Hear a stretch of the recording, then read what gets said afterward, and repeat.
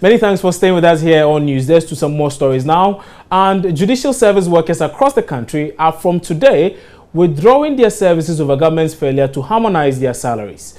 The workers on March 31 declared a nationwide strike which began on April 1 but was almost immediately called off after government through the Labour Ministry promised to handle the issue. Now, the Labour Minister further said government was going to consider reviewing the country's policy on judicial and legal services to make it difficult for the association to strike in the future. But a month down the line, and not much seems to have changed, as the judicial workers are today expected to announce the withdrawal of their services. Let's now try and work the lines again and speak to JUSSAG President Alex Nate, who has a lot more detail on this, because we do know that that very association will be later today holding a media briefing on this issue. So joining me now on phone is Alex Nate, I believe. Mr. Nate, good morning. Many thanks for your time on News there, sir. Okay. All right. So we do not have Alex Nate of JUSSAG there, but it has to do with a decision by the judicial service workers to withdraw their services effective today over government's failure to harmonize their salaries and allowances.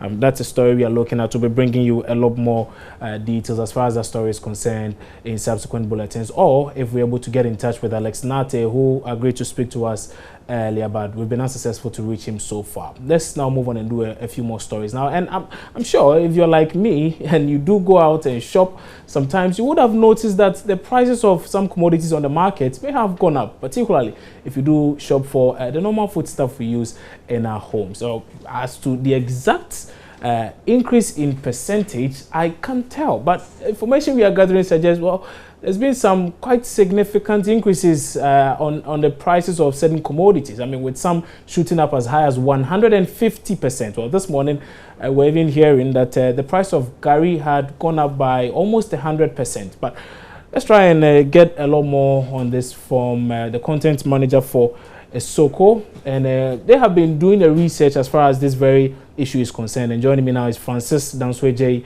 who is the content manager for Soko, with a lot more on this. Mr. Dansweje, good morning. Many thanks for your time, sir.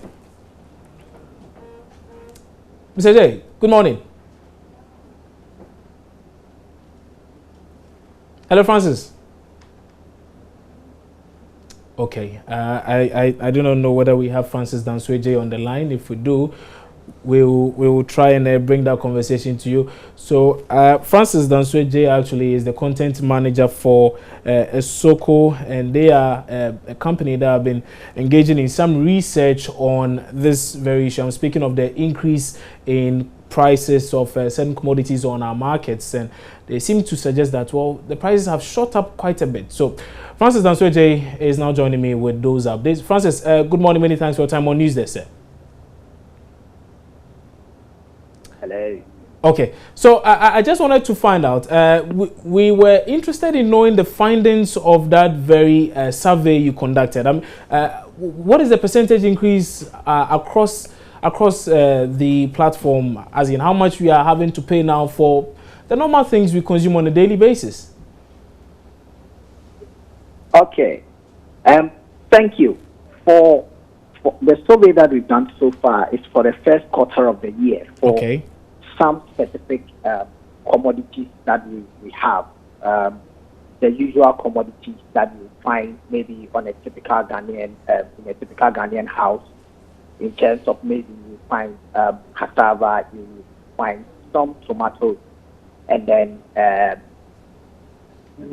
you find them there within the household. And so from the first quarter of the year, we realize that on the average, cassava for the month or for the quarter, you are paying close to 90 Ghana cedis per bag for cassava. That is about 11% increase in the price of cassava from the previous quarter. And then for tomatoes, for the first quarter of the year, we realized that there was a drop in the price of tomatoes. But if you compare the current price of tomatoes now, the first quarter, you realize that a box or a crate of tomatoes has increased. And so we expect that in the second quarter we'll have a rise in the price of the commodity. And then currently, as we speak now, maize, a bag of maize is also hovering around 150 Ghana cedis per bag of maize. This indicates that for the first quarter, we have a lot of the commodities that we consume as Ghanaians. We have the prices going up in the first quarter of the year. And if you've been able to identify this, I want to know what is the cause of this increase across board? The cause of the increase in the prices of the commodity is what we all know. It is the rainfall pattern that has changed. And so it has affected the cycle of planting that we have in the country. And so for cassava, we realize that it is a root crop.